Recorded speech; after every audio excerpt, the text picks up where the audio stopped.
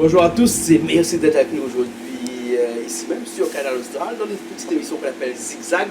Et aujourd'hui, on a le plaisir d'avoir avec nous quelqu'un que vous connaissez bien puisqu'il fait partie de la mémoire de la Réunion. En tout cas, s'il ne fait pas partie aujourd'hui, il va faire partie plus tard. Qui sait? En tout cas, il a lutté ici à la Réunion. De côté social, on le connaît très bien. C'est notre député de l'Est et de la Réunion. Il s'appelle Jean-Hugues Rattenon. Comment ça va, M. Rattenon? Ça va, merci. Merci. Et puis, ça va très bien après tous ces compliments, tous ces louanges. Ah là là, m'approche un petit peu de tableau, mais oui, vite fait, parce que sous là, ça là, mais il y en a de quoi. Hein, ça va même. De quoi, parce qu'il faut dire que pour des superlatifs, il ne manque pas trop d'un point de vue social. Quand il parle du social, la Réunion, il pense forcément à vous. Pas seulement, un peu, moi, mais d'autres aussi. Et puis, on ne pense pas à ceux qu'on ne voit pas, mais il y en a beaucoup. Dans l'ombre, travaillent énormément pour le social et cela. Pas plus tard que cet après-midi, j'étais dans une famille où là, ce que j'ai entendu est extraordinaire. Ça donne beaucoup d'espoir. Parce que ça veut dire qu'il y a des gens qui aident beaucoup.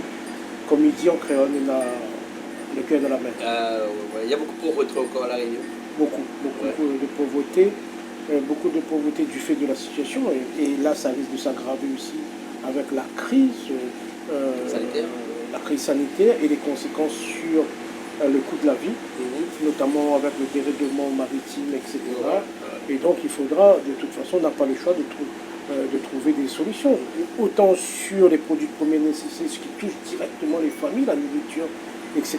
Mais c'est aussi sur les produits de construction, sur les matériaux de construction, et donc avec des conséquences sur la construction de logements, sur les prix des logements, etc. Si on parle de matériaux de construction, par exemple, quelque chose que je connais bien, disons, les matériaux de construction ont pris entre 20 et 25% actuellement, ce qui représente dans le coût global d'une maison à peu près 30 à 35%.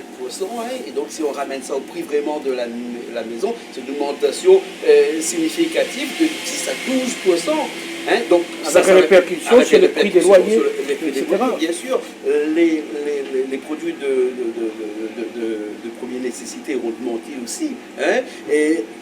Alors que, par exemple, depuis plusieurs années, la bataille pour avoir ce panier modèle se cause pas, s'il existe encore, on ne connaît plus trop, mais est-ce que vous êtes toujours dans l'actualité? Dernière discussion, c'est vrai qu'on n'entend pas tout, on ne voit pas tout.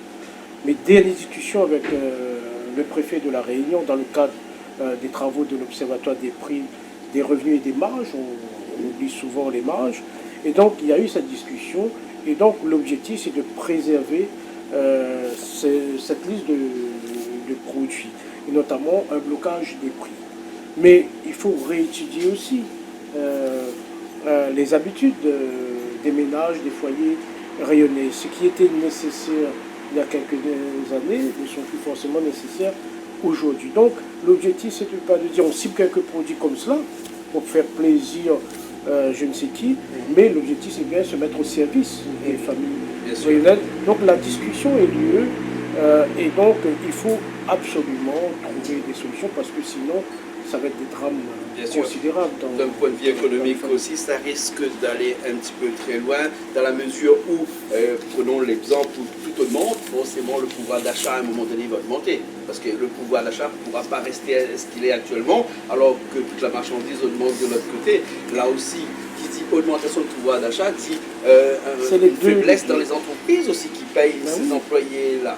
Donc, du coup, on va avoir encore des entreprises qui vont fermer, et donc, du coup, on va retrouver notre taux de chômage qui va peut-être augmenter un petit peu encore ici à La Réunion, et tout ça à cause, mais vraiment à très souvent, et c'est bien de pointer du doigt cet aspect du pouvoir d'achat. Très souvent, quand on dit pouvoir d'achat, on pense tout de suite aux familles. Non, il y a le pouvoir d'achat des familles, le pouvoir d'achat des collectivités, des mairies, la région, du département, des intercommunalités. Et puis, il y a le pouvoir d'achat des entreprises. Qui payent donc ces employés-là. Voilà. Et donc, là, il faut trouver quand même un point d'équilibre. Et en situation exceptionnelle, il faut des mesures exceptionnelles. L'État doit agir pour préserver le pouvoir d'achat de tous les composants de la société pour que la machine ne s'enraye pas, la machine économique. Donc il faut relancer la machine, booster la machine. Vous savez très bien que le pouvoir d'achat, c'est le carburant dans le moteur de l'économie. Et donc ce carburant doit arriver pour que le moteur tourne et prend ce rythme de croisière. Après, il y a la problématique des prix, la problématique des revenus, qu'importe. L'objectif, c'est l'inflation des deux qui donne le pouvoir d'achat, et c'est le pouvoir d'achat qui compte. Oui, effectivement. Voilà. Donc ça fait partie d'une économie, mais l'économie actuellement, ce qu'il est actuellement, hein, c'est aussi à cause de cette crise sanitaire-là. Et on va venir à l'actualité, puisque tout à l'heure on discutait en disant que l'actualité, c'est des choses qui vont très très vite, hein, ça passe vite. Aujourd'hui, on crée de l'actualité, demain on oublie cette actualité pour penser à autre chose, une actualité, comme on dirait, en chasse-lotte. Voilà. Et l'actualité du moment, c'est vous, M. Adno, qui faites aussi cette actualité-là avec ce pass sanitaire. Puisque il faut savoir que vous n'êtes pas contre le vaccin. Pas du tout. Vous êtes contre le pass sanitaire. En effet. C'est différent. C'est totalement différent. Et c'est là, on n'aide pas. Vous savez, moi, je suis très très à cheval sur l'éducation populaire. Parce que l'éducation populaire aide l'opinion à se faire une opinion en toute connaissance de cause et aide la population à comprendre la situation. Et le dire de cette façon, c'est participer à l'éducation populaire. Après, le problème, c'est la crise sanitaire. Le problème, c'est la façon dont on gère la crise sanitaire. Aujourd'hui, on ne peut pas dire que le gouvernement gère bien cette crise sanitaire. On dit qu'il faut passer par la vaccination à tout prix. Pas forcément. Il y a d'autres mesures à mettre en place. Et ce qu'on a vécu dernièrement, il y a la loi du 5 août, on n'est pas à 48 heures près, Oui. sur le pass sanitaire. La loi est votée à l'Assemblée nationale. 6 députés rayonnés sur 7 votent contre le pass sanitaire. Ce qui veut dire que les parlementaires de la Réunion sont contre le pass sanitaire. Ça, c'est une opinion. Et puis arrive la loi sur la prolongation de l'état d'urgence sanitaire. C'était il y a à peine une semaine. C'était mardi passé. Oui, exactement. Et juste avant l'examen de cette loi dans l'Assemblée nationale, il y avait les questions d'actualité au gouvernement. Et une parlementaire des Outre-mer, notamment si ma mémoire est bonne, de Guadeloupe, Mme Benet, pose la question au ministre de la Santé, M. Olivier Véran, et il pose la question en disant comment allons-nous gérer le pass sanitaire dans les Outre-mer. Et sa réponse est claire. Tout le monde a vu. Nous sommes témoins de cela. Et donc sa réponse était le pass sanitaire ne s'applique pas dans les Outre-mer. Clair, net, précis. Mais là où on ne comprend plus, c'est que l'information tourne un peu partout, mais pas à la Réunion. De retour sur mon territoire, de 48 heures après, puisque le texte était mardi, la réponse était mardi, et puis jeudi j'arrive, et rien sur le territoire de la Réunion. Et c'est à ce moment-là que j'interpelle le préfet. Parce que le préfet a décidé que le pass sanitaire est obligatoire ici à La Réunion, notamment pour les grandes traversées, c'est-à-dire Réunion et la métropole. Voilà, mais aussi pour le fonctionnement même, ce qui pose énormément de problèmes aux entreprises, notamment les entreprises de l'événementiel, la restauration, dans le monde sportif, etc. etc. Et donc, le préfet dit non, le pass sanitaire s'applique.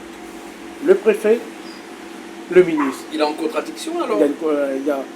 Mais le préfet contredit publiquement le ministre de la Santé, alors même que le ministre de la Santé, c'est son supérieur. À quoi on joue dans ce pays? Et comment voulez-vous, et on parlait justement d'éducation populaire, mais comment voulez-vous que la population arrive à comprendre si d'un côté on dit une chose, de l'autre côté on contredit les mêmes données? Et comment recréer la confiance aussi? Oui. Comment recréer la confiance pour agir de façon juste dans l'intérêt, non pas d'une catégorie, mais de toute la société. Et c'est là où ça pose problème. Et moi, je me suis dit, et j'ai dit, c'est de ma responsabilité d'élu de la Réunion, de représentant du peuple, partie du peuple rayonnais, de dire les choses et de mettre les choses sur la table. Et suite à cela, je ne suis pas resté là, puisque ce n'est pas dans ma nature. Vous avez écrit donc au ministre? Et donc j'écris au ministre de la Santé, lui demandant, est-ce que vous confirmez vos propos? Si vous confirmez, mettez sur écrit et agissez. Il vous a répondu là? Non, pas encore. La lettre est partie vendredi, Oui. on est lundi, il n'a pas encore répondu. Oui, oui. Donc, je souhaite qu'il réponde quand même, parce que...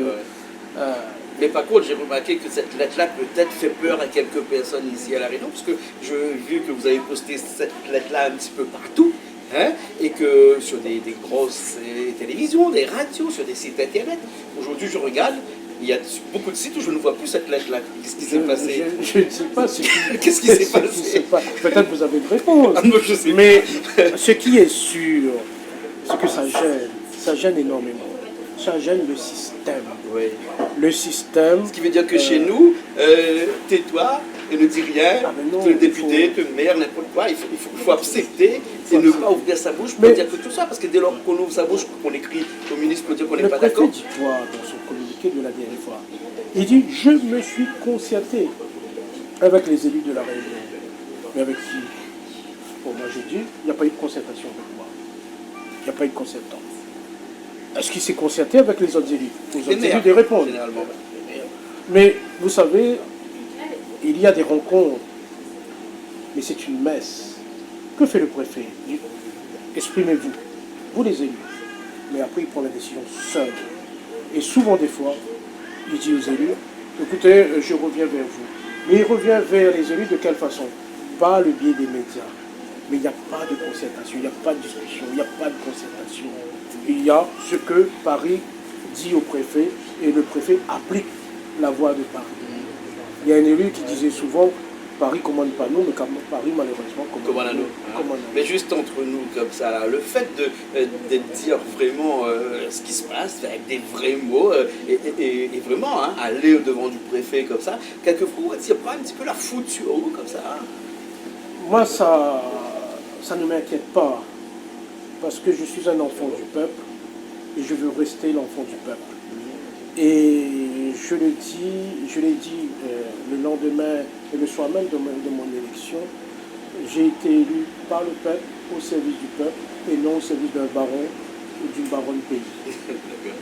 Voilà. Alors, ma dernière question, M. Rattenon.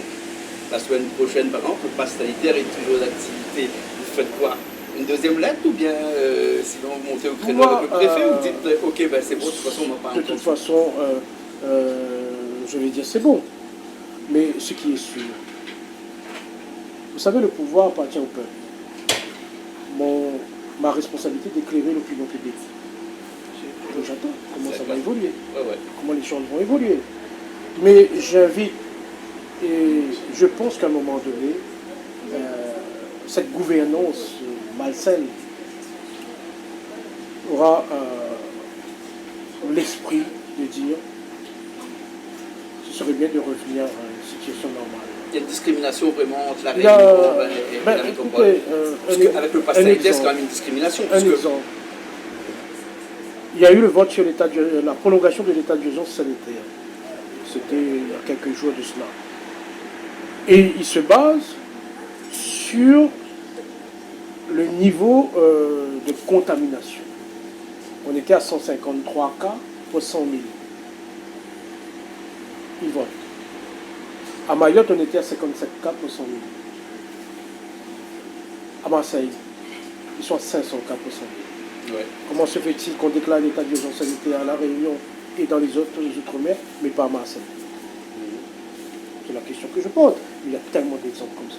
Bien sûr, bien sûr. Merci beaucoup, monsieur Rattenon. Merci à vous. On aura l'occasion d'en parler quelques fois quand vous êtes de passage ici à La Réunion, parce que vous voyagez beaucoup entre La Réunion et Paris. La semaine dernière, vous êtes arrivé la veille, vous êtes reparti le lendemain.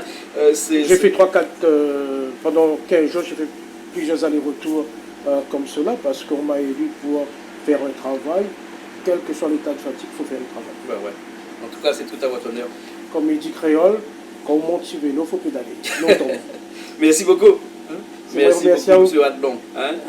Nous, on se retrouve une prochaine fois, bien sûr, et bien sur Canal Austral, bien entendu. Allez, à la semaine prochaine.